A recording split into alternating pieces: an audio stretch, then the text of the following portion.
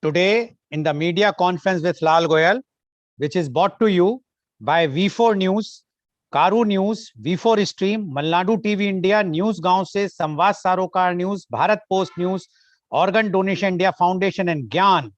Our endeavor is to enlighten you with the current topic. And today's topic is not only current but very relevant. And the topic is Union Budget 2022 for education. But before I will go on the topic, I would like to inform you for the topic only that one of our viewer as well as participant in our earlier programs, Mr. Paramatmanand Pandey, has sent something which I am going to read. And he is the farmer and founder president of Utho Jago Foundation, Balia, UP. He is the feature editor of Now Bharat. And he has sent a small poem in Hindi. शिक्षा की अवधारणा कहीं है डूब, भारत की सरकार का budget बना है खूब, शहरों में डॉक्टर इंजीनियर बनते हैं शिक्षालय में, गांव में शिक्षा तो अदृश्य है सरकारी विद्यालय में. Education being one of the major sectors to be severely hit by the COVID-19 pandemic, impacting the lives of millions of students while disrupting as well as transforming the entire education system and a pedagogy from a conventional platform to a virtual and online policy. The Education Budget 2022 is one of the key areas that the stakeholders will be keenly focusing vis-a-vis the government policy and approach. As per the Education Budget highlights 2022, the total outlay for education sector has been increased by 11% to rupees 1,04,277 crores from rupees 93,224 crores in 2021. The higher education department's budget has been increased by 6% from 38,466 crore rupees in 2021 to rupees 40,828 crore rupees in 2022. PM E-Vidya program has been expanded from 1 TV channel to 200 TV channels to enable all states to provide supplementary education in regional languages from the classes 1 to 12. The budgetary allocation in the year 2021 for the National Education Mission NEM was rupees 30,796, which is now estimated at rupees 39,553 for the year 2022 to 23 as part of the Education Budget 2022. High quality e-content in all spoken language will be developed for delivery via the internet, mobile phones, TV, radio, and through digital teachers. In addition, close to 750 virtual labs in science and mathematics and 75 skilling e-labs for the stimulated learning environment will be set up in 2022-23 to promote crucial critical thinking skills among students and learners. Few more highlights are setting up of digital university, developing India-specific knowledge, Drone Shakti for skilling and livelihood. Significant investments in improving school quality are critical for ensuring that our demographic dividends are actually realized. This has to run against the reality that barely 8% of rural students and 23% of urban students have access to the internet. Education does see an increase in allocation, but this is not being used to hire more teachers, despite around 11 lakh pending appointments of teachers, about which the budget makes no reference. The allocation will go towards expansion of 1 class, 1 TV channel from 12 to 200 in different languages. While this measure is commendable, students also need teachers. If the average student was capable of learning on their own, then there would not have been any issue. However, that is not the case. Still, the budget is falling short of the desired 6% of the GDP that has been recommended in every national education policy right from 1968 to latest National Education Policy 2020. Only 3.1% of GDP was allocated to education, which is almost half of what projected in NEP 2020. Now, to discuss this very, very important topic, because education is the only thing which makes or break a country. And that's why we have to discuss whether this budget is going to give a boost for the education, because our last 2 years, everybody knows, not only India, the globally, the education suffered the worst and hit very badly because of the COVID. So we have a very elite, knowledgeable, those who are authority in this field. Panelists are with us, and I would like to invite my first panelist guest, and he is Professor Dr. R. Gopal. Professor Dr. R. Gopal is the director and head of the department, D.Y. Patil University. He is the former dean, D.Y. Patil University School of Management. He is basically an engineer from IIT Kharagpur in mechanical engineering. He is also MBA, ICWA, PhD, and postdoctoral research degree DLIT. He is also the member board of management of the Ajinkya D.Y. Patil University. He has more than 27 years of corporate experience with Bush India Limited, Larsen and Toubro, Tata Economic Consultancy Services, and Siemens. Additionally, he has more than 30 years of teaching experience in various business schools in and around Mumbai in the areas of marketing, finance, and general management, etc. He was the visiting faculty in several business schools in USA. In the USA, he has conducted several programs on topics like how to do business in India. He has also published more than 200 research papers, both in Indian and foreign reputed journals. He has been awarded the best outstanding research paper at the Asia Pacific Marketing Conference held in Malaysia. He is also a reviewer to several international journals having a high impact factor. He is the guide for MPhil and PhD students of several universities in India. More than 100 research scholars have received their PhD and MPhil degree under his guidance. He is also the author of several books and is the chief editor to several national and international journals of repute. Dr. R. Gopal is the recipient of several national and international awards.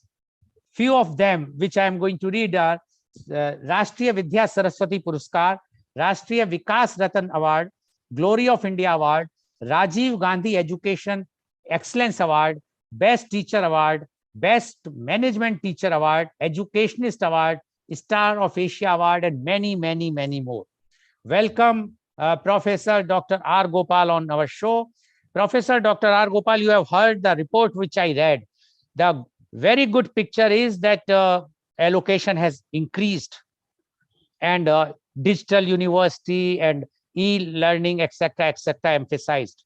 But the other flip side is that the increase is not increased in the percentage of the GDP. It is almost the same of the last year, because the last year the GDP is less, so the percentage was 3.1, and this time also they have maintained only 3.1.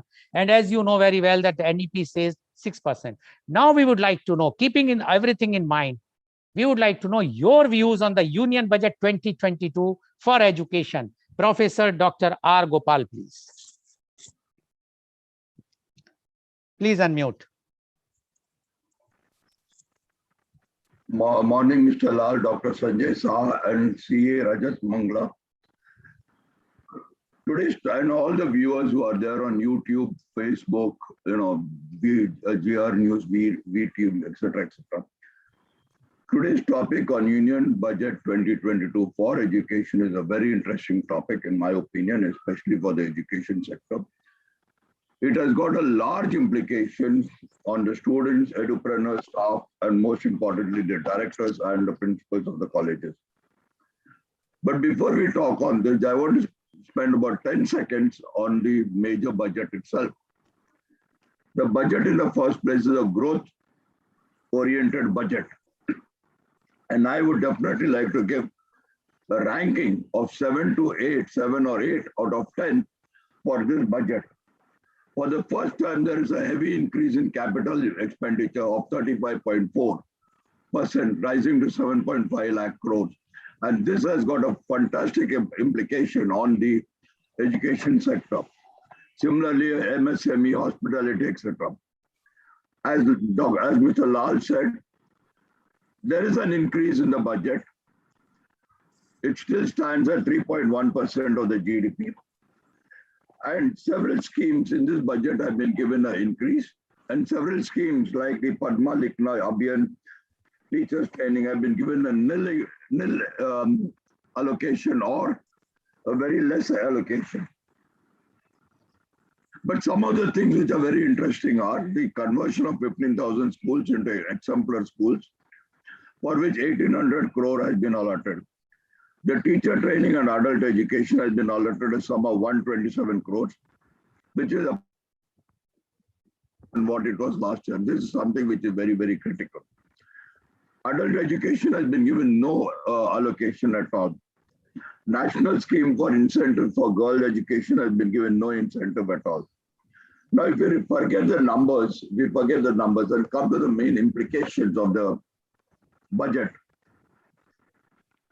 Some of the things have been already told by Mr. Lal, so I will not repeat it. But agricultural universities have been told to revise the agricultural requirements and the syllabus.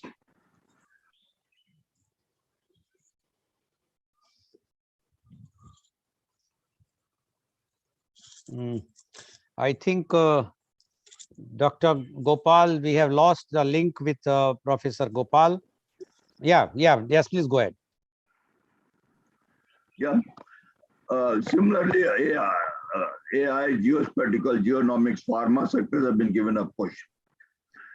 5 universities set up on urban development course, and this is very important because if you talk in terms of sustainability and smart city requirement, this is something which is very, very clear, very important. The COVID has made a... no, I think again we have lost him. Professor Gopal, your net is giving problem. Yes, please go ahead. Your net is giving problem. No, so I'm trying to, I'll sort it out. Yeah. The increase in capex. Now, what I'm going to talk in terms of 2 very important aspects. Forget the numbers. I'm going to talk in terms of direct and indirect implication. The increase in capex of 35.4%.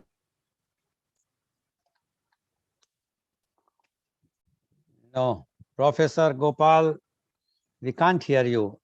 I think any other device is connected. Please disconnect those devices, if any. No, sir, there is no other device which is connected. Let me go on to my network. I think that will be better instead of Wi-Fi. It's lots of problem going on right now. Just give me 1 more second, sir. Yes. Yeah. Please go ahead.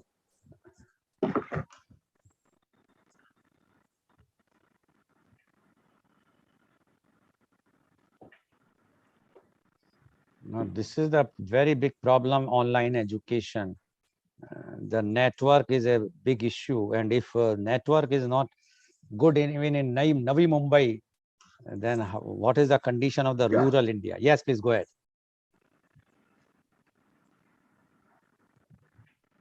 Yes, please go ahead.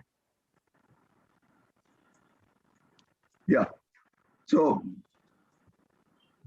I strongly feel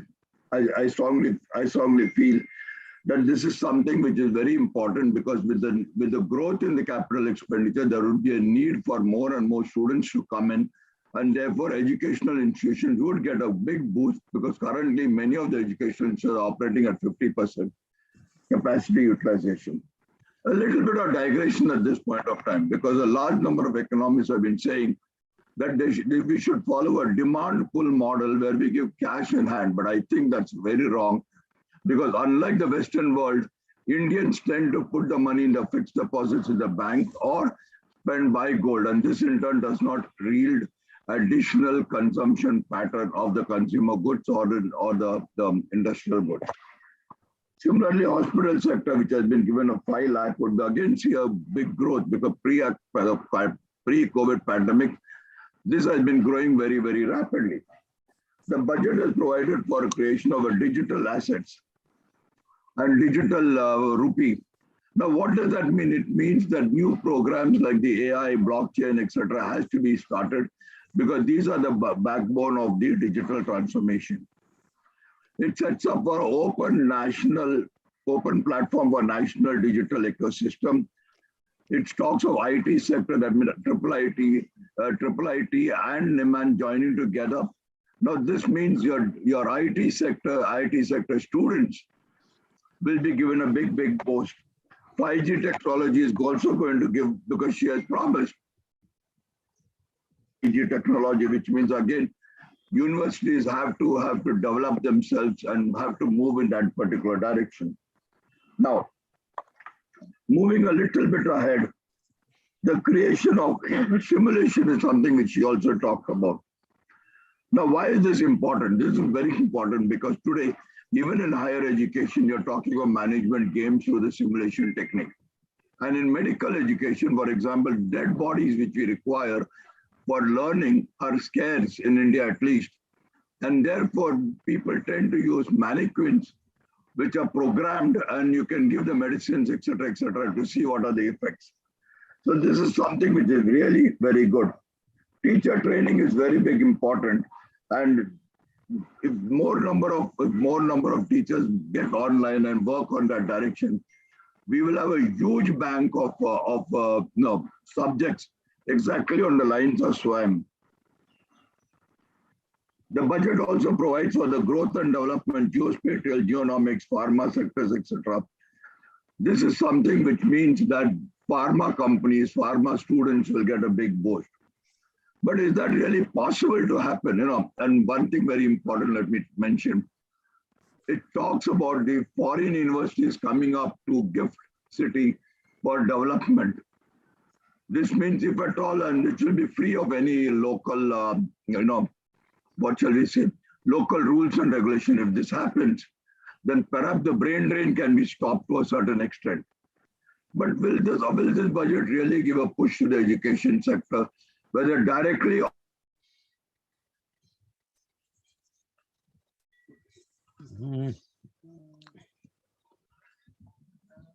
I think again your net has given Professor Gopal.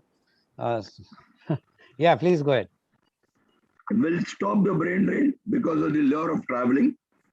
And most important, the budget will contribute to fulfillment of 60 lakh job creation.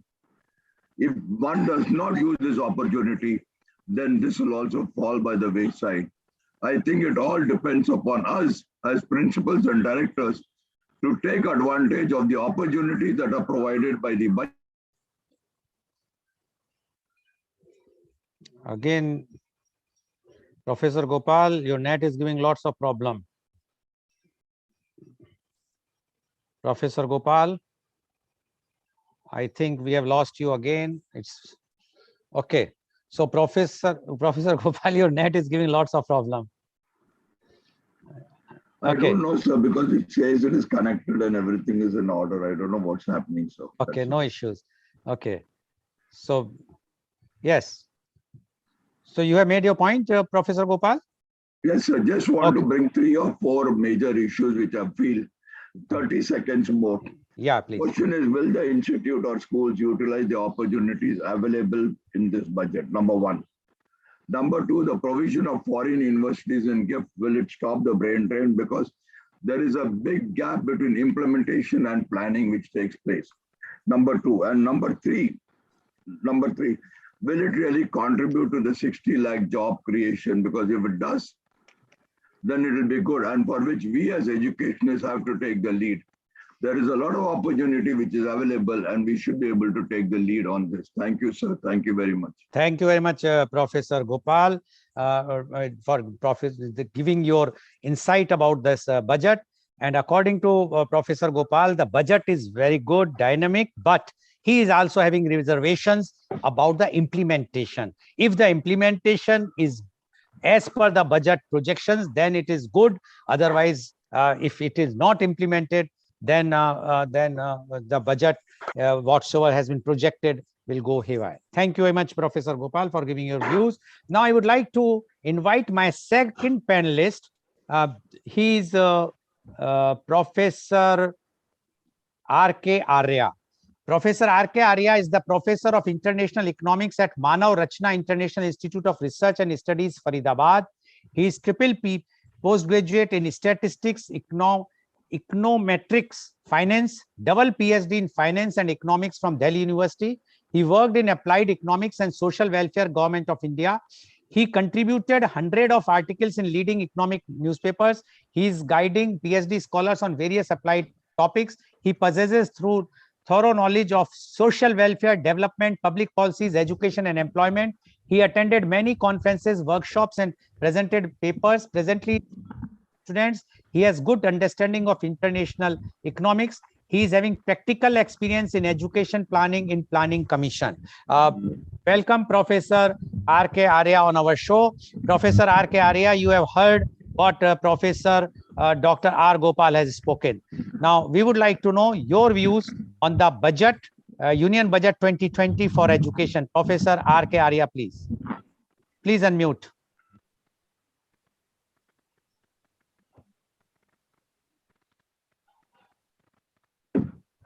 Thank you. He has touched a very valid points in the education system, probably at higher education or something which is surrounding the education like this. I have been given 12 minutes and I will consume little more than that. That is half minutes, you can say. But it needed background. When we say education, first of all, the budget 1.04 lakh crore is not 6% of the GDP, it is 0.3% of the GDP.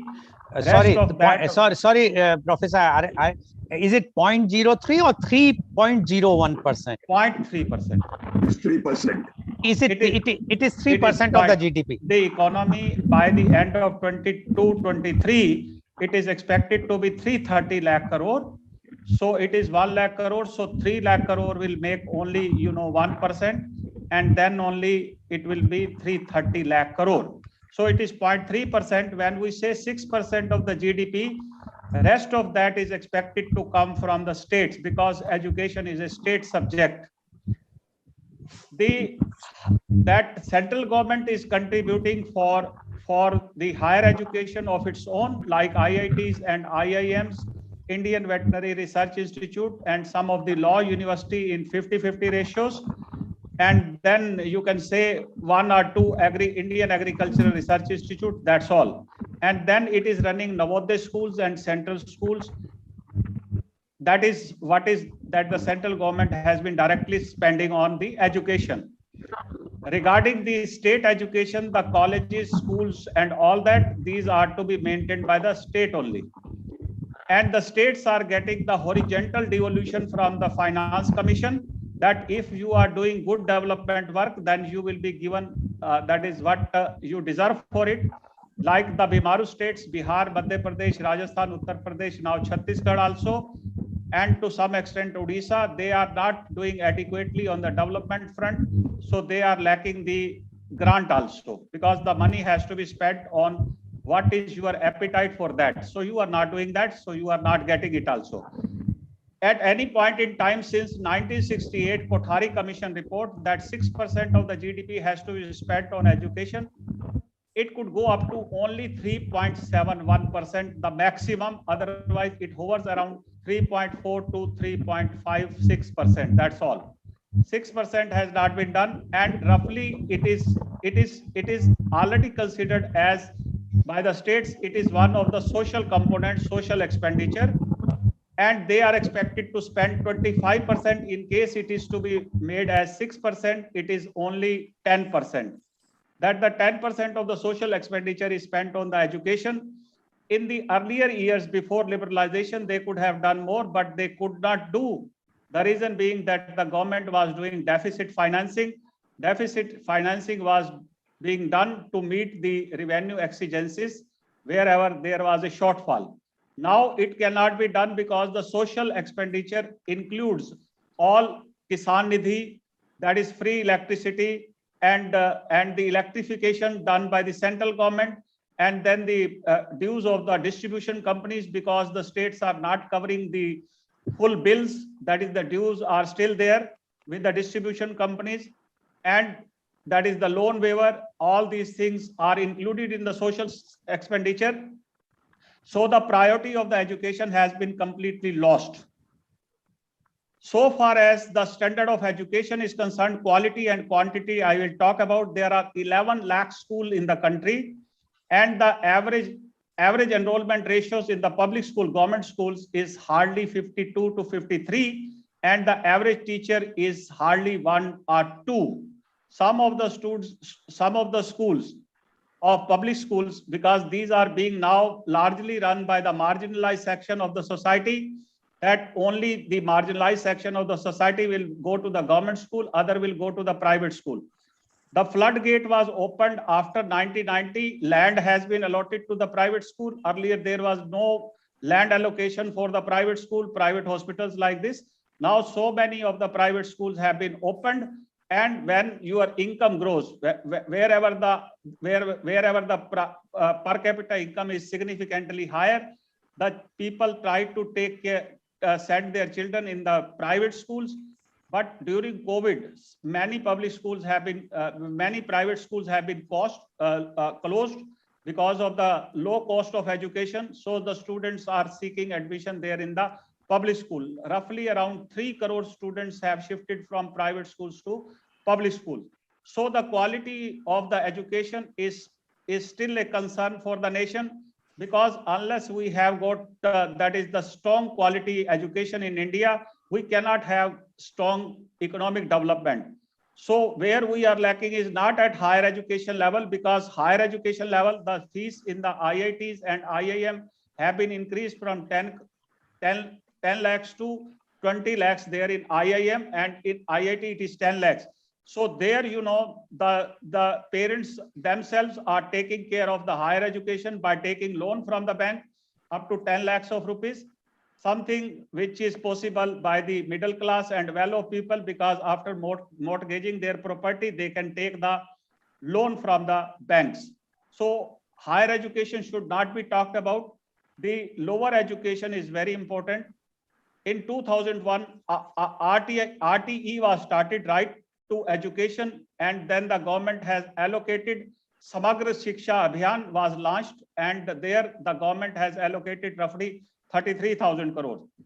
Basically, when we say that how the balance between the private education and the public education could be achieved is that the people are not sure whether we are to go to public schools or we are to go to private schools.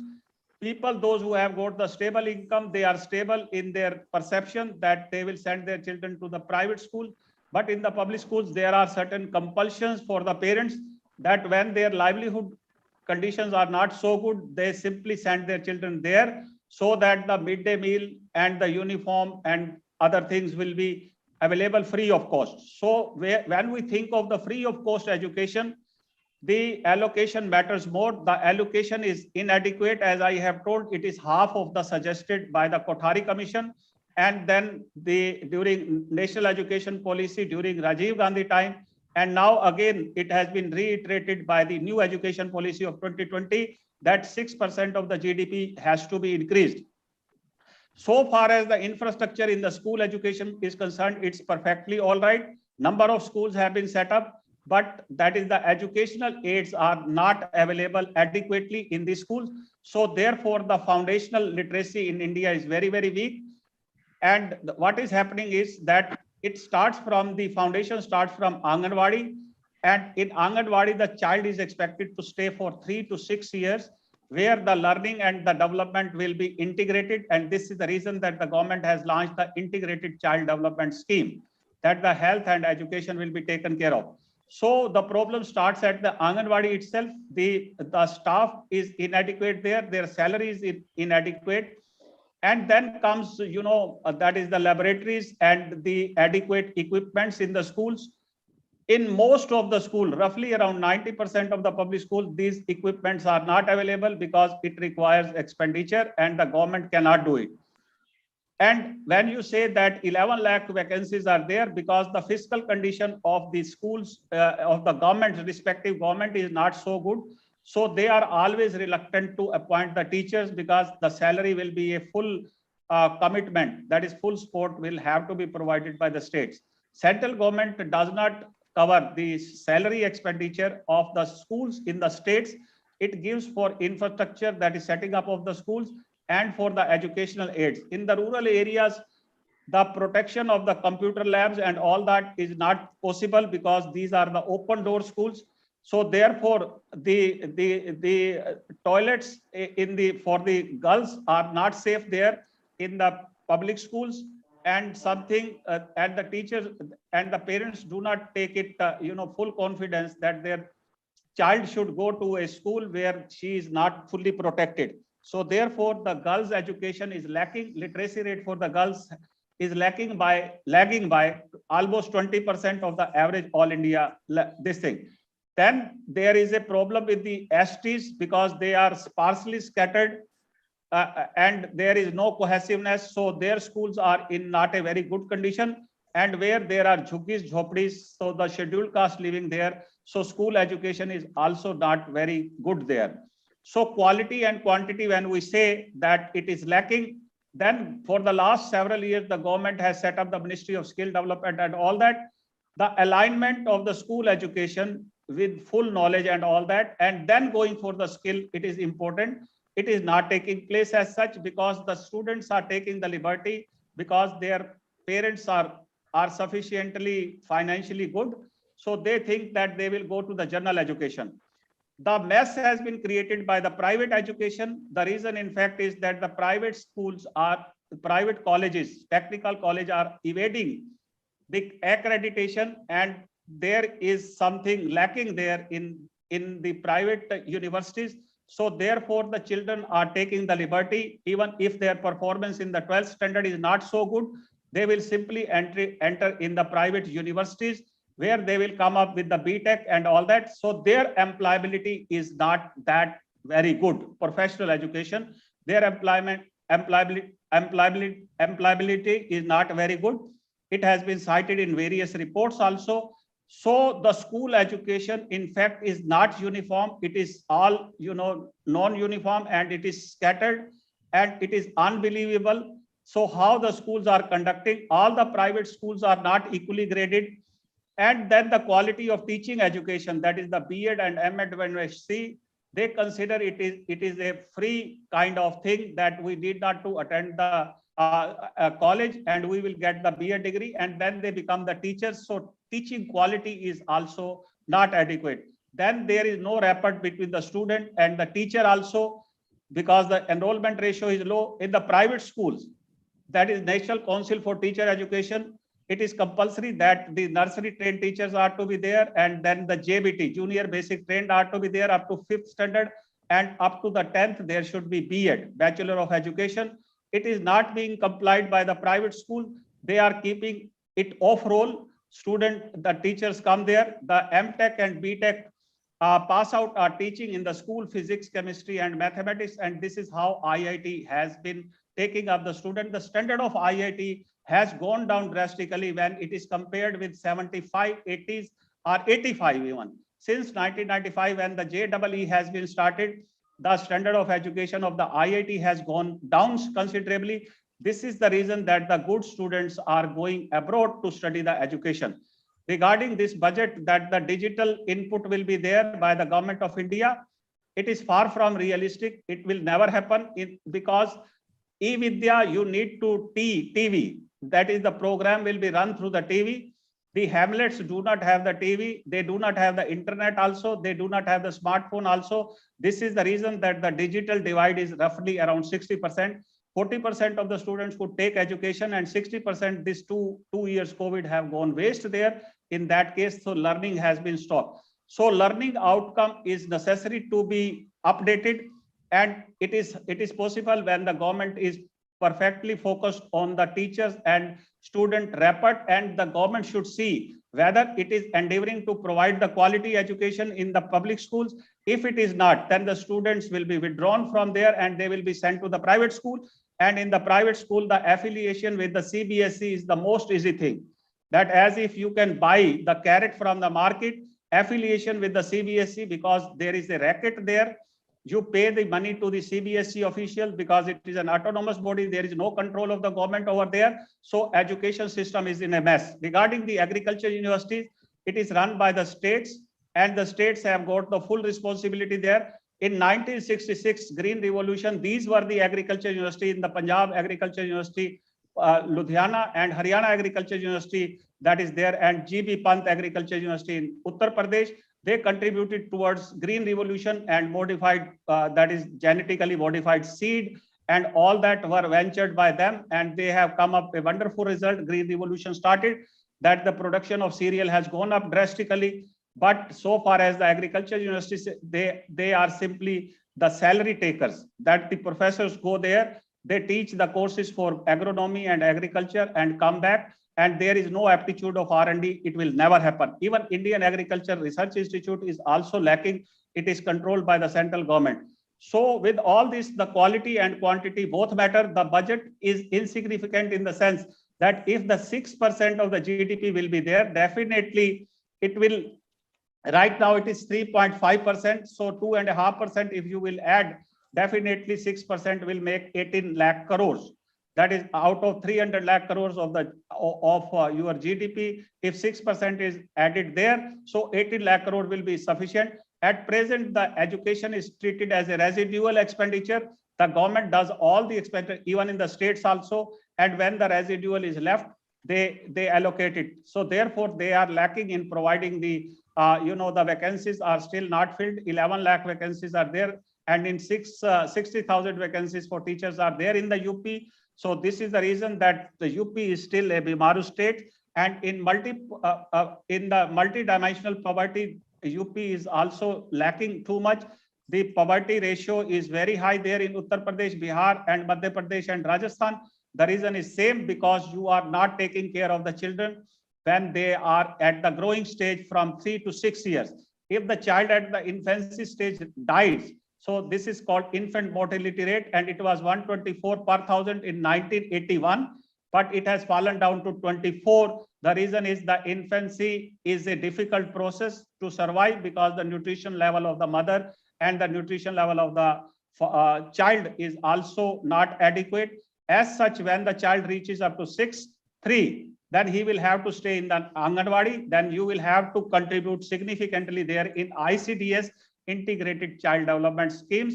The well of people in the cities are sending their children in the crèches or in the play school.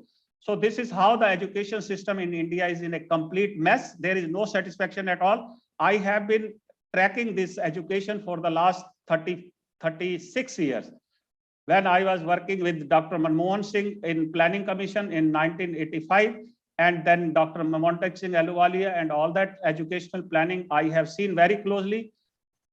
Therefore, either there should be a discipline among the government. The politicians are responsible for messing up the education in the country, and it can never compare with China, even so far as the training and skill is concerned. And it can never compare with Germany, which has the excellent training system. I have exhausted, I think, 12 minutes. I needed always more time. I will accuse you that if you don't give me, I am fastening my nerves also, that I am to complete my topic. Okay, thank you very much, Professor Arya, for giving your talk. And according to Professor Arya, the education system is in mess from the very beginning. And he says the allocation of 6%, which was supposed to be there in for the GDP, could not reach more than 3.5%. And again, I will reiterate my word that this year it was 3.1%. It is not 3.5%. It is 3.1%, definitely far less, which is required for 6%. And if until unless we will not reach to the 6%, the desired thing will not come, according to Professor Arya. And he says either the politicians or the political leadership should change, amend their way of thinking about the education. Otherwise, education is not going to get any boost, even with this budget. And he has also highlighted how this e-Vidya and other things will not help because of the lack of infrastructure or lack of the internet connection. Digital divide is so much in India. Thank you very much, Professor Arya, for giving your views. Now, I would like to invite my next panelist guest, and he is Dr. Sanjay Saha. Dr. Sanjay Saha is the visiting faculty of Ramakrishna Mission Vivekananda Educational and Research Institute, Ranchi. Dr. Sanjay Saha graduated from Ramakrishna Mission Residential College, MSc from College University, and PhD from Indian Institute of Technology, Kanpur. He served as faculty and principal in Degree College, Management and Technical Institute in India and in international arena for 28 years. He worked in SOCHM. He published books, articles in national and international journals of repute. He is at present academic consultant and trustee member of Bright, Kolkata, and visiting faculty of Ramakrishna Mission Vivekananda Educational and Research Institute, Ranchi, deemed to be university. Welcome, Dr. Sanjay Saha on our show. Dr. Sanjay Saha, you have heard what Professor Dr. R. Gopal as well as Professor Arya has mentioned. And Professor Gopal is saying that the budget is good with few caveat he has also mentioned. But overall, he's rating the budget 7 to 8%, and in education also, he's quite hopeful that the budget can do wonders. So only when the principals and the directors of the college will take full interest. While according to Professor Arya, this budget is not that good because the GDP the ratio is very less. The percentage which is been allotted for the education sector, and the digital divide is so high that even the digital university will not serve the purpose until unless we have that, we will complete that there will be no digital divide in India. Now, we would like to know your views on Union Budget 2022 for education. Dr. Sanjay Saha, please. Please unmute. Dr. Saha, please unmute. Good morning, Professor Goel. And I am really entitled and got some more knowledge from my previous speakers. I don't want to repeat most of the things mentioned by my previous speakers. I want to provoke certain thoughts before you people think about the situation. Dr. Saha, your network is also very low. Are you using any other device connected to the same network? It is very, very low. Not like that. It is clear. No, here it is very low. I can see, because if you are using the network, Wi-Fi network, are you using a Wi-Fi or your own network? Hello, Dr. Saha, can you hear me? Network. Yes, it is clear to me, sir. It is clear. Okay, so because your network is very, very low. Anyway, try to, yes. Okay, go ahead if it is possible. Can you change the network? Is it possible to change the network? Dr. Saha? Yeah, I'm changing. Because we want to hear your views, very, very clear views. And if the network will be low, then and there is some disturbances also coming from your side.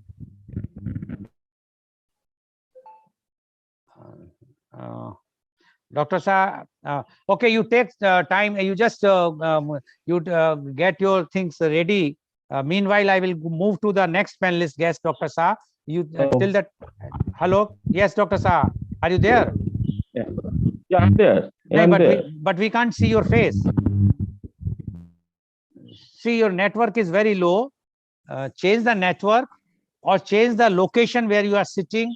Go some in open space or something, so that at least your network will be good. Okay, Dr. Saab, I am just moving to the next panelist, and again I will take you. Once your network is okay, I will take you back. Okay, Dr. Saab?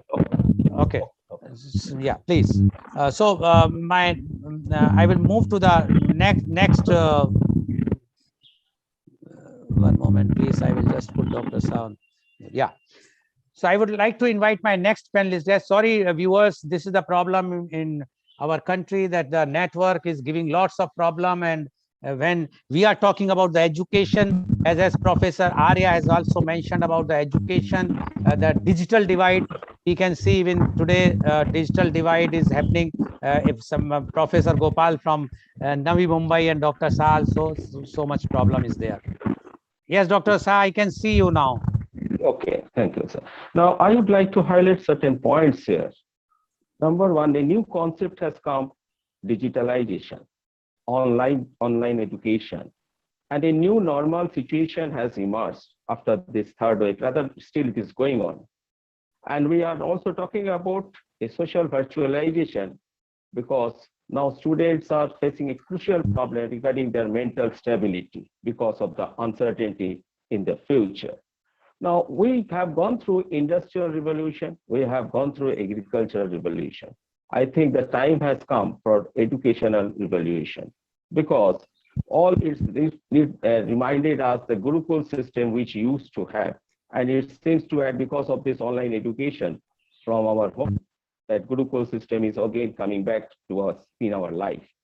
Now, there is a change in the leadership concept also, especially I'm talking about the leadership concept of the teachers, because now teachers are going to miss their student in the classroom, but they have to teach the student and they have to keep their morale high, and how they will do. So another reorientation issue is required.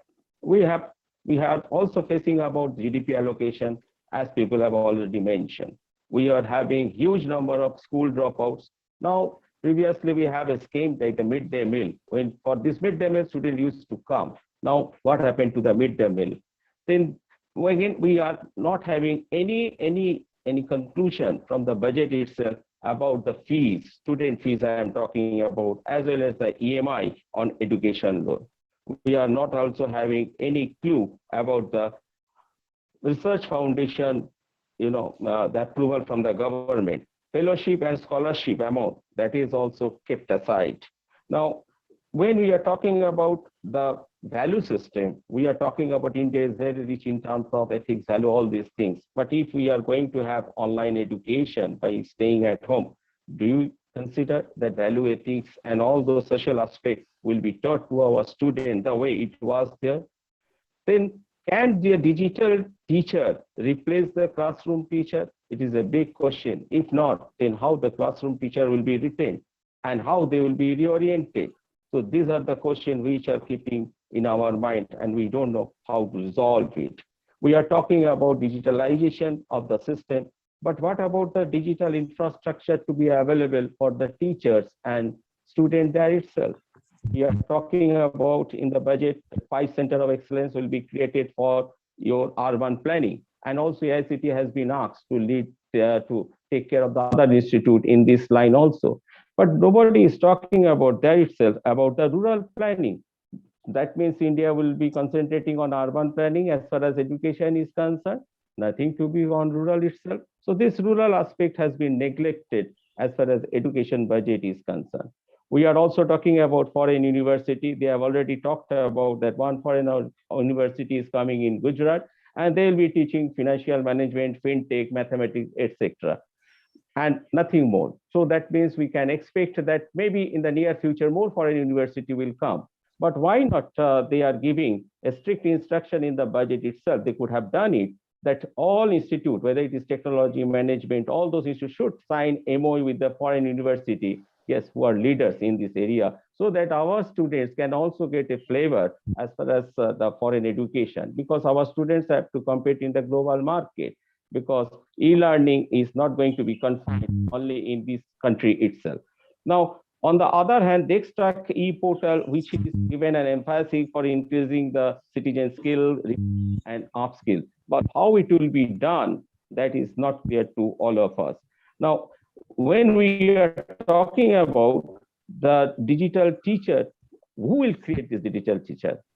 How these things will be formed? Where is the allocation? And accordingly, what will happen to the parallel system, which was running since last 3-4 decades in India? Nobody is talking about these issues. They're not addressing these issues. What will be the situation of our infrastructure, which are available, schools, colleges, university? So whether they will be kept ideal, or whether they will be given another shape to take care of the new challenges. So these things are not addressed in the budget itself. When we are talking about the PM e-Vidya scheme, they are talking about digitalization online, on air, and provision of digital devices, and also multi-mode system. Now, question is coming, how it will be available? So these things are giving a big question before us, because budget means it is 1 year. When it will be implemented, we don't know. And we should understand that education has the highest linkages with all sectors. If the education is not giving the proper thrust as it is desired as on date itself, then all other industries, all other sectors will face the problem. Because then we cannot think about the way Prime Minister is saying Atmanirbhar. So that will not, it will be a big question before us in the near future. So what it seems to me, that education requires much more revolutionary thrust from the government. If they have not mentioned in the budget, definitely they should mention. And since it is coming under state and also center, so states should also take the onus to revitalize the issue, to bring a revolution in the education sector, because ultimately state has to face the problem. It is not the center will face the problem immediately as far as rural education is concerned. Because if the schools are not opening, if certain other things cannot be think about for this rural student there itself, then there will be social unrest after 4 or 5 years. So all it seems to me, rather than just some critical figures in the allocation itself, we should know how the budget is going to create a mode, a way for revitalizing the education sector, because ultimately students are the backbone of this country. If they want that India should go ahead the way it was going, they should not only just allocate it and just think about modern city planning and digitalization. They should also know how the power will be available for each household in the rural area, how the food will be available for each student in the rural area, because midday meal is not going to take place. So these are certain questions which it seems to me it should provoke to all of us to think about, that education does not mean only digitalization and just creation of some ebooks, some in some local languages. It requires something more, because digital education cannot put that amount of value ethics within our students the way it was going on since the education system started in Gurukul system. So it seems to me, rather than thinking about only this type of globalization, e-digitalization, and all this e-lab skill development, we should think how we can properly take care of our rural students who are not having proper food, who are not having electricity, who are not having drinking water, and your toiletries. So if these things are not happening properly, do you think just by saying that we can have 200 channels and one class or one TV channel, this type of concept will boost the education sector? Is not possible. They should give a second thought before implementing or before actually implementing and allocating the money. They could reshape and they can reallocate the money for other development, because if the base is not going to be strong for the rural area, then it will not survive. It will not survive. Then we have to face the problem. With this, I'm concluding my session. Okay, thank you very much, Dr. Sai. According to Dr. Sai, in this budget, although the budget is emphasizing on e-university, yeah, etc., but he says that not sufficient because the one moment, Dr. Sai, can you mute yourself, please? Please mute, Dr. Sai. Yes, thank you. So according to him, because of the Dr. Sai, please mute yourself. Dr. Sai, please. Yeah, thank you.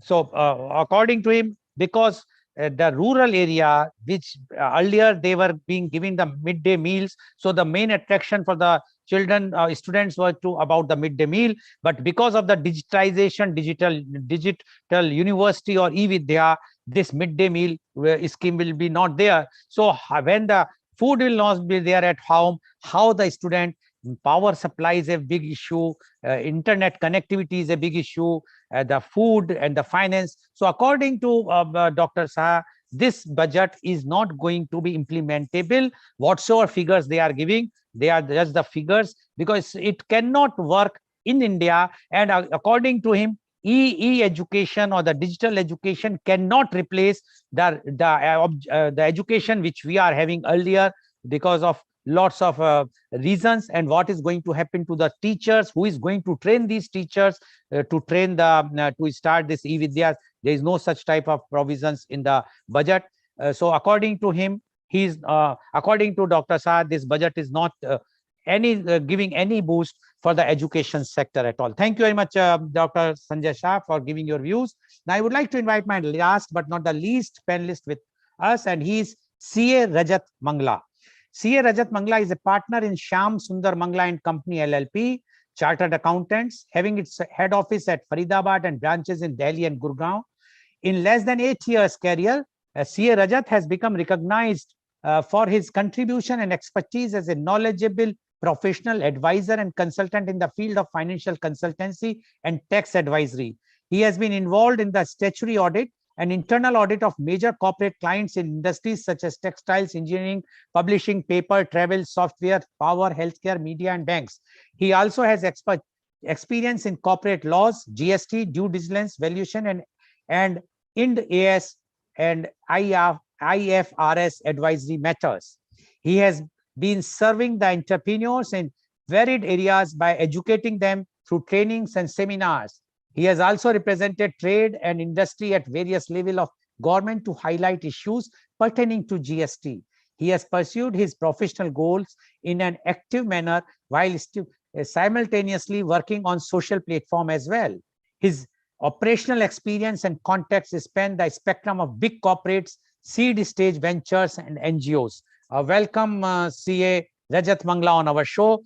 CA Rajat Mangla, you have heard three educators and those who have full experience in education sector, Professor Dr. R. Gopal, Professor Arya, and as well as Dr. Saha. And they have given their views.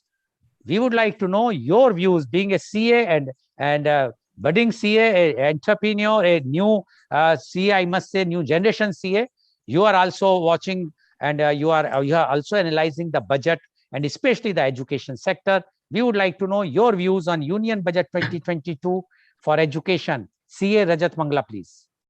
Thank you so much, Lalji, and thanks for inviting me. And I've already heard the views of learned guest over here. I would like to now present my views on this topic. And so let me first start with this, that due to pandemic COVID-19, the two sectors which were really hit by this pandemic were the education and the travel. So travel is still avoidable thing for people, but education is something on which the future of India depends, future of any country depends. CA Mangla, your head is going bit up. If you just adjust. Yeah, I'll do that. Yeah, that's fine. Thank you. Yeah. So there are the four challenges which I want to talk about, which pandemic posed in front of our country. One is the closure of schools because of it. And because of the schools got closed, it became difficult for the teachers to teach and the students to learn. So government had to decide what is to be done. So focus on digitalization was very important. And rightly said by all of the speakers here that as this budget has allocated almost 1 lakh crore for the education sector, the increase was actually not possible much because the expenditure which government has estimated is 40 lakh crore totally, and their income was 22 lakh crore. So government was already under deficit of 18 lakh crore. Still, it announced an increase of around 10,000 crore, which is a big amount, and they don't have funds. They have not even brought out any tax incentives for the taxpayers, and that is why they are not increasing the education sector budget, which is what I believe. But the challenges which I feel is, so the digitalization was the challenge, and they announced one class, one TV channel program. That announcement of digital university was there, but what I feel is that when they are saying that TV channels will be increased from 12 to 200, I think the focus was missing on who will purchase the TVs. How will the TV will be purchased by this by a person living in a jhuggi, let's say, who does not have funds to even think about for food for night. So the government wants them to purchase either a mobile or a TV so that they can watch the channel. And then these people, they want that their children don't study, work with them when they are at home.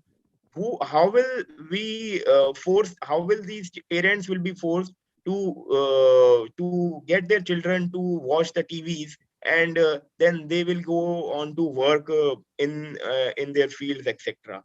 So that is the big challenge. Then electricity bill, who will pay that? Because, and power supply is also not very frequent. Second challenge is the dropout from the schools. It is being feared that the dropout will be increased from 3 crore currently in a year, and it is very important that we use some technology to track out of school children who are moving out of the schools. The Gujarat government has already done this kind of work with an initiative called Command and Control Center 2.0, wherein they use some MLI, the machine learning technology and artificial intelligence to track the children who might be at risk of moving out of the schools. Because the moment schools get closed, it becomes very easier for children to stop studying and don't attend the online classes and just move around, help their parents. In Albania, students who missed, we can draw a lesson from this country, small country, wherein students who have missed more than half of the lessons are registered in a system. When they miss half of the lessons in a month, they are registered in the system, and then teachers are made responsible so that these children must come to the schools and the out of school ratio should decline. Information campaigns should need to be run about the importance of education for the children. Third challenge. With this pandemic, many students are going into depression because their interaction level has gone down. They have nobody to share their feelings with, because ultimately we are humans and we need human touch, somebody to interact with. There is no social circle, no friendship taking place. People are only talking to each other on Facebook or either on mobile phones, nothing else. We are humans and we need flow of feelings, which is missing in this digital world. And why are we putting so much of restriction on education only? Students have suffered for last 2 years, and if this is how which is happening continues happening, then what kind of future are we creating? What are the values these people will pass on to the next generation? Because what kind of values they are getting? We can't only rely on TV channels for this. Today, if a survey takes place, neither the students nor the teachers would be happy with the way things are going on. One of the outside India in Sierra Leone, due to Ebola, education got a massive hit. They ran a massive back to school campaign highlighting the safety measures which have been installed in the schools. The government also waived fee for some period so that people can send their children easily without any risk. So these kind of measures plus others, so that people start sending their kids again to the schools, should be implemented instead of just focusing on the digitalization. Now, if I talk about the industry, today the problem is not unemployment. Problem is unemployability. Industry is not getting the kind of people they want for the work, because the schools and the universities, the kind of syllabus they are using, it is not something which make the students ready to work in an industry right from day one.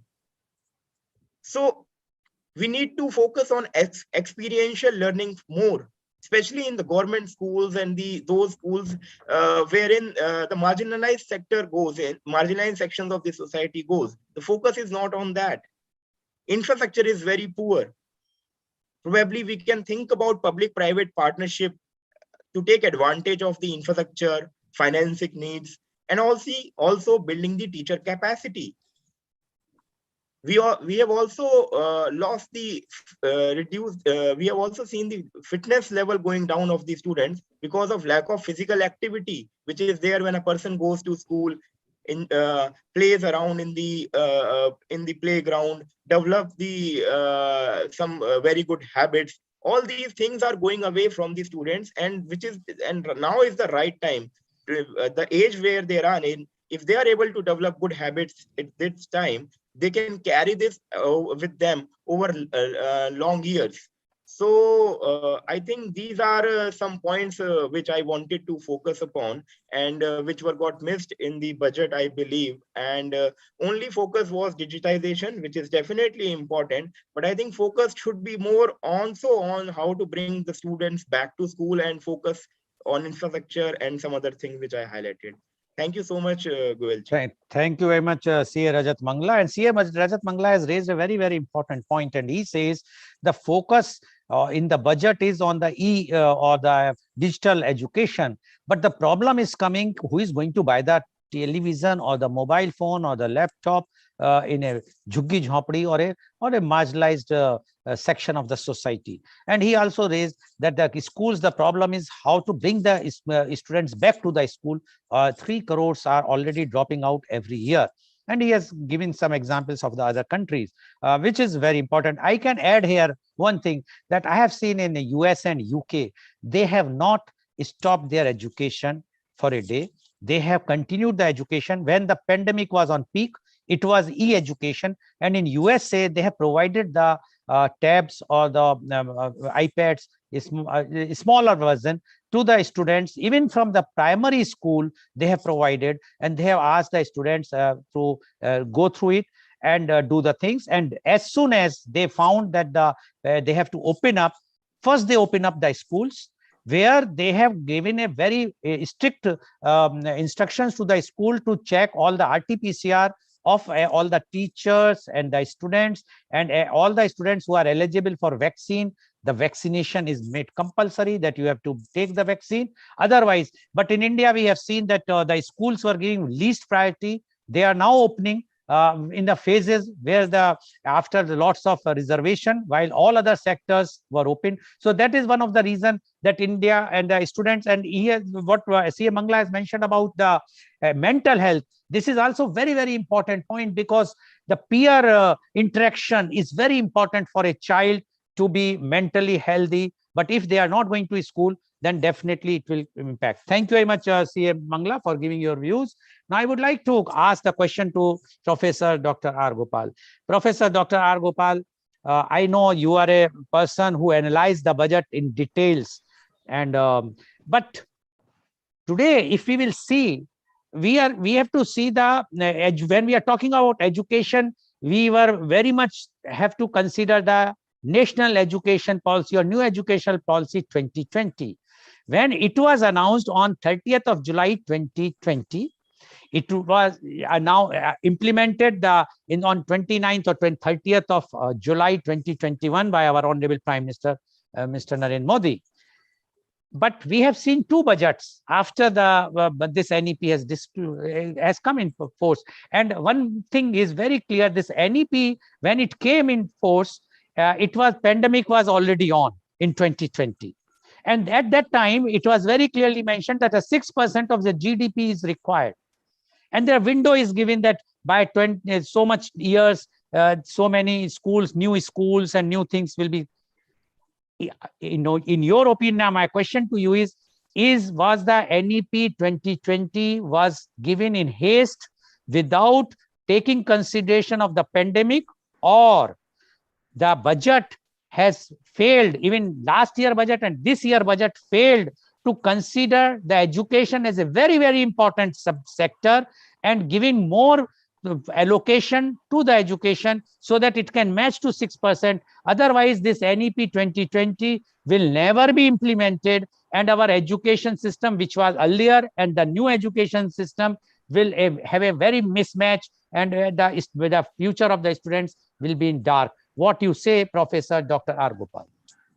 Lalsa, the basic question that you're asking me is, do we plan that, assuming that the NEP 2020, or let me put it the other way, do we plan that the pandemic will last for a lifetime? Or do we plan that the pandemic will last for a short period of time and then disappear? What the experience shows is that all state governments today, all the central governments today have agreed that the pandemic is going out. It's now going from a pandemic to an endemic situation, like a common flu or a fever or something like that. So you cannot plan a long-term plan based upon short-term incidences which happen. Yes, of course, it would have a bearing, number one. Number two is, at no point of time have we ever touched 6% of the GDP. The 6% of the GDP was something as a target which you should achieve. Now, question is 2021, 21, 22, what was more important, to save lives or to save education? And in my opinion, to save lives was more important. So the government, through whether it was officially allowed or unofficially allowed through the other means of the budget, spent a huge amount of money on trying to bring in oxygen and ventilators, etc., etc. The health, went more than what was planned in the budget. Number two.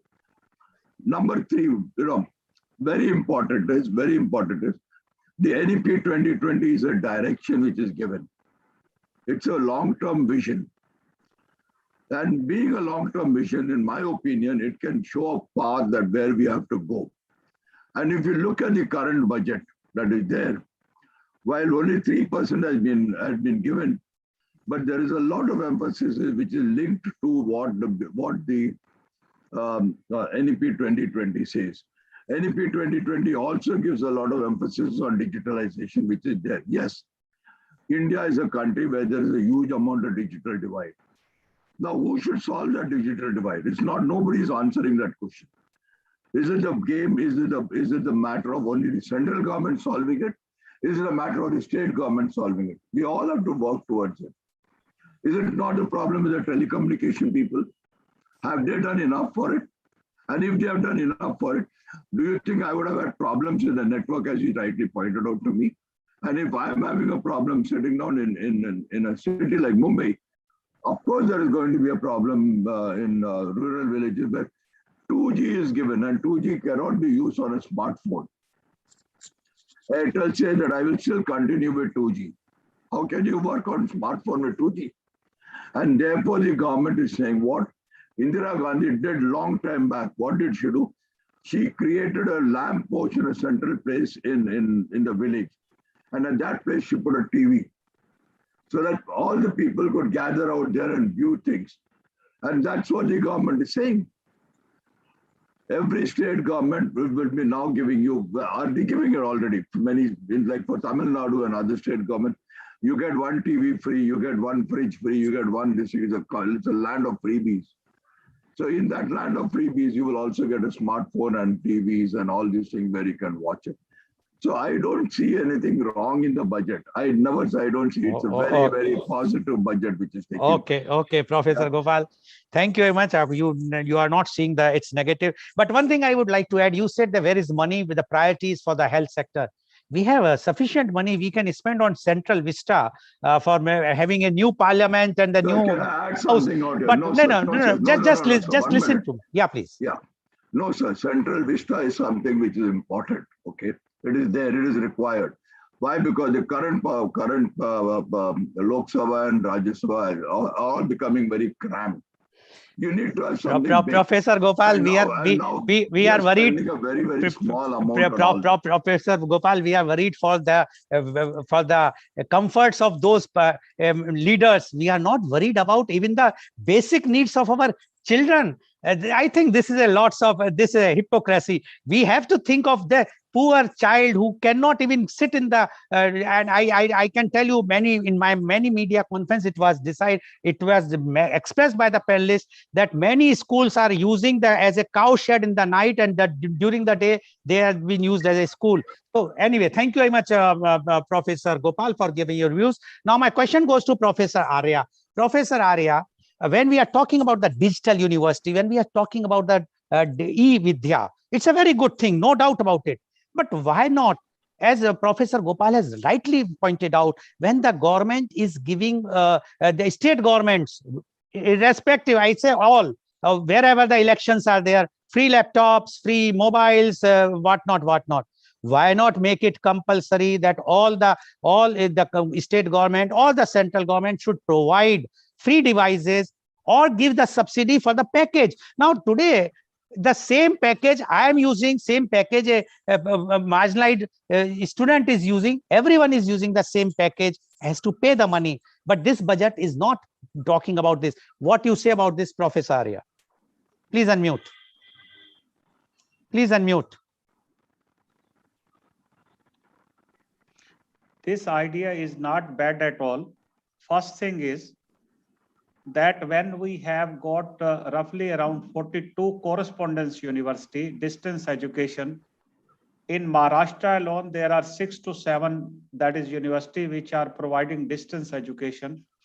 So e-Vidya will be better than this. And then someone has talked about that the Indira Gandhi set up a center where the people could get, it was in the northeastern region in I think it was in 1983, when there was a need, because the northeastern area is considered cut off from the mainland. So therefore, the TV education was started there. So correspondence education, in fact, it is not a visual one. It is a theoretical one, because you pick up the modules from the correspondence education centers and then you read for yourself. There is no guidance at all. Now the online programs have been started by the several universities. These are permitted by NAC and approved by the UGC. It is very good idea that the students, those who can earn when that is earn and learn both, they are into the job because of their compulsions. So learning is also important, that you should not give up your learning at any time. Learning is a lifelong process. So that way, if the handsets are given, mobiles are given, and then TVs are given, like in Tamil Nadu, that it has announced, that is the Stalin has announced several things for the women as well as for the children. And Akhilesh Yadav has earlier distributed tablets and all that. It is not a bad idea. But the question is, somewhere you will have to compromise with the freebies also. You give freebies like free electricity in Delhi, free water, and free that is traveling by the women. And then at the same time, you give the for education. Then the Kejriwal can say, yes, I have tightened all the schools. Their quality has gone up drastically. Yes, it has gone up. But then there is a difference between the two teachers, right? When this your Congress government was there, Sheila Dikshit, for 15 years, and before that it was a Delhi administration, and not I was intimately related to this education there in Delhi. You will see the education in 1981-82. There were 3 schools in a row, and one was co-education, one was for girls, and one for boys. That some of these students were absconder and they jumped over the wall and ran away. Then the principal Dhyan Singh also ran away after them. After 1 kilometer, he caught hold of these teachers. So education was excellent those days. But after this liberalization, the sincerity on education has been lost. That is there is no sensitivity as such. I give you an example. We have One instance. Say, for example, in Madhya Pradesh, lot of land has been given from Raisen to Bhopal, and colleges have been set up. Pharmaceutical colleges and other colleges are set up. But the student ratio is very, very poor there. So this land, in fact, has been compulsorily given to the politicians. So that after remaining MLA for 5 years, they can work on that, they can earn from that. But the students have got the different kind of issues, whether they have got the income to study in these colleges, whether the stability is there, whether the instruction is okay. All these are the gaps and which the politicians will have to attend. My point is only this. Okay. Thank you, Professor Arya. So you also agree that some incentives to be given, but we have to see how the freebies, because only the freebies will not work in the economy. Now my question goes to Dr. Sanjay Saha.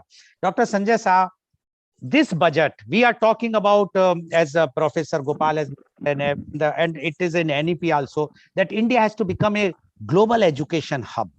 Do you think this budget will boost to make India as a global education hub or not?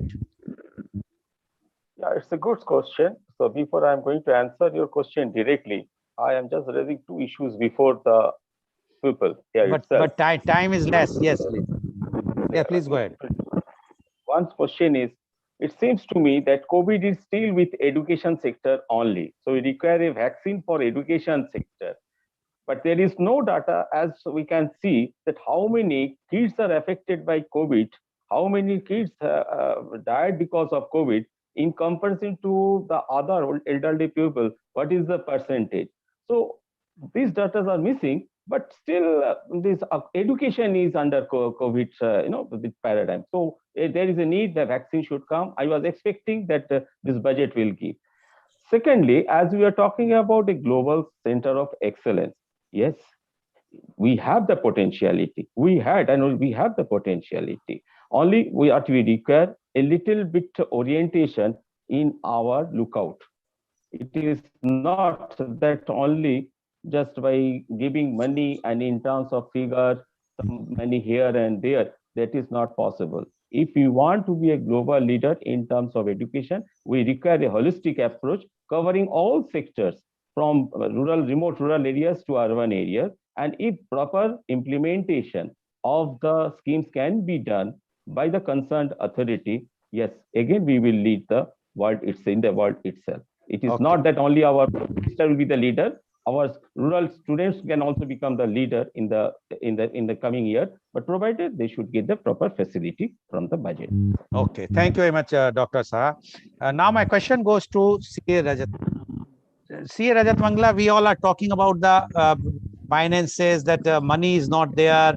That's why we have to suffer, and the education has to suffer.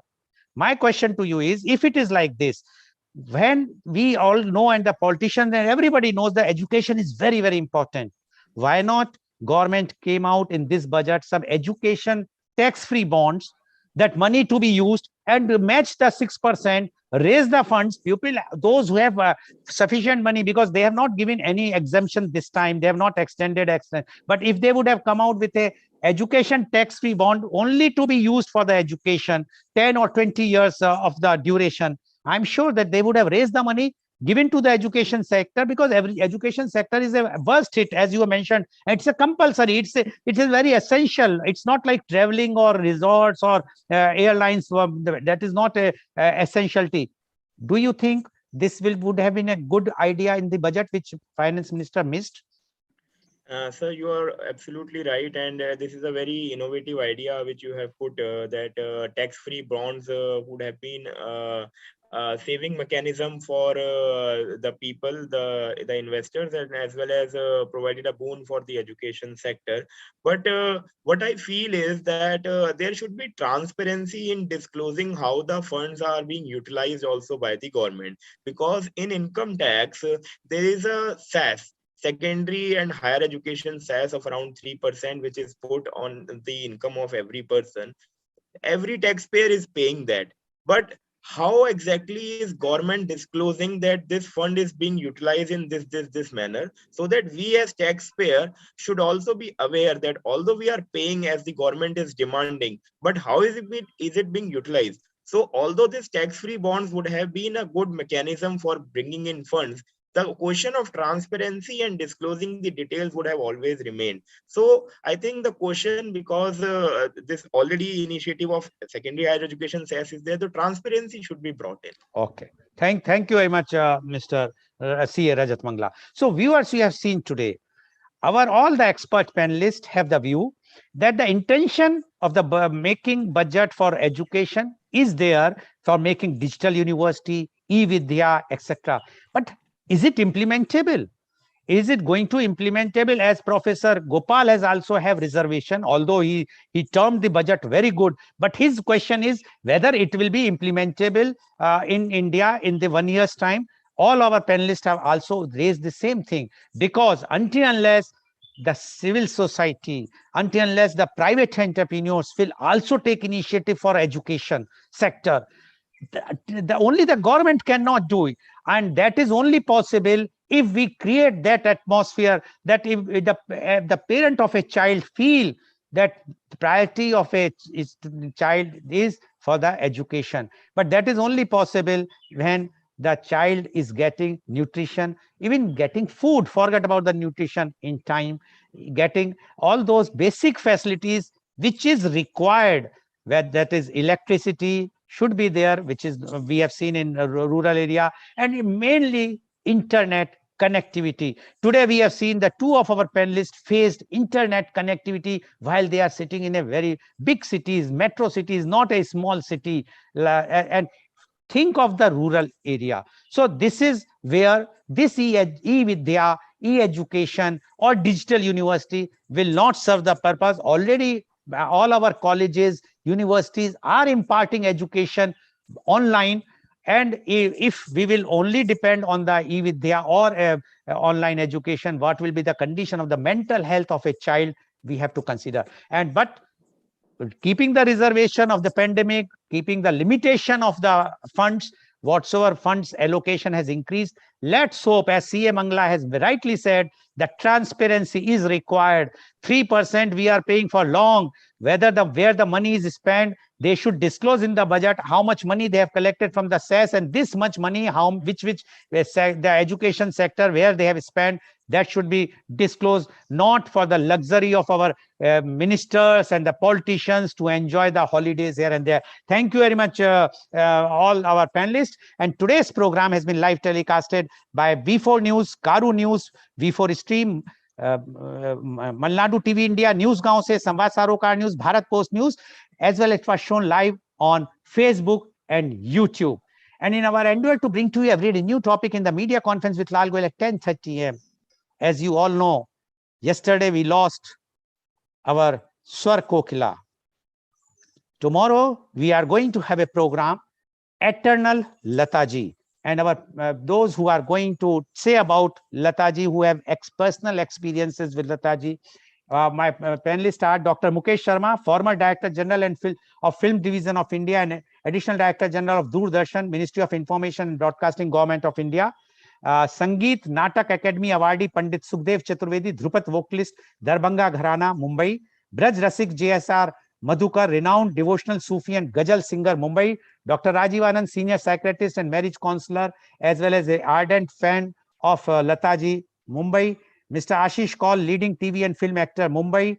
Miss Sanchari Bose, playback singer and performer, Mumbai. So they will be sharing their experience. They will be giving their homages to Lataji, as well as they will be singing few of the songs of her which she has made all immortal. So please watch that tomorrow shows. Thank you very much, Professor Dr. R. Gopal. Thank you very much, Professor R.K. Arya. Thank you very much, Dr. Sanjay Sai. And thank you very much, CA Rajat Mangla, for joining us, giving the insight of the Union Budget 2020 for education. And I'm sure our viewers are quite enlightened. My only appeal is, please give more attention to the education of a child, because if your child will be educated, then the entire your family will be educated, your community and the country, and then only we can proudly say that India is going to be the global leader.